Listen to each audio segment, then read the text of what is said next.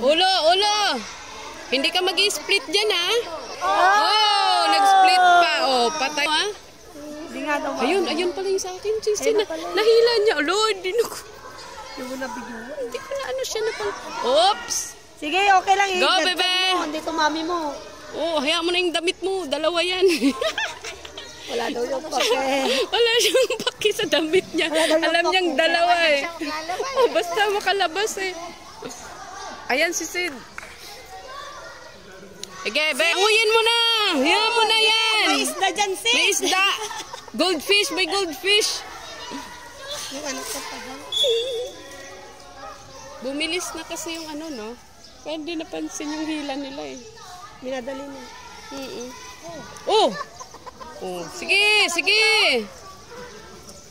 Ang sarap lumangoy ano.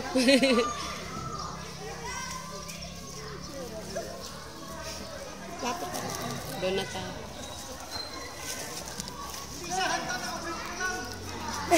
Sabi ng anak ko, wala daw siya pake eh. Wala siya pake. Gusto niya makalusot na eh. Akala ko, ano eh. Basta nandito ang mami kasi, okay lang. Alam na. Ay, yung isa, pag wala, ingat na ingat sila sa damit. Tapos na. Tapos na isang patron, bilis. Ang maraming maliliit. Kanina maraming malalaki. Kanina.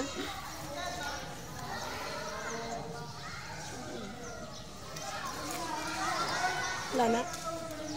Wala na ata. Aba, yung isa eh, tinaas na. Katuwa naman yun. Pangkaw pa naman yung anak ko. Ay, hindi siya naka-ano, Sisi?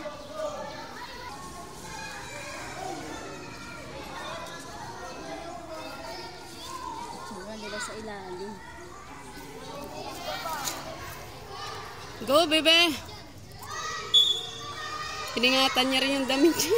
Huwag mo na ingatan yung damit mo. Huwag na. Kayang labhanin na ni. Kaya yan. Sige lang, basta may extra kang damit. Okay lang yan. Pagod na. Kasya yan. Kasya, may nagkasya kanina eh. May mas mataba May pa nagkasya kanina nga kanina eh. May mas mataba pa kanina. Ito nga oh. Kasya. Sambos nga kanina. Yung kanina, yun oh. Katawan eh. Oh, diba? Nilangoy niya talaga. Oh. Galing ah. Galing. Galing ni Lanza. Galing ah.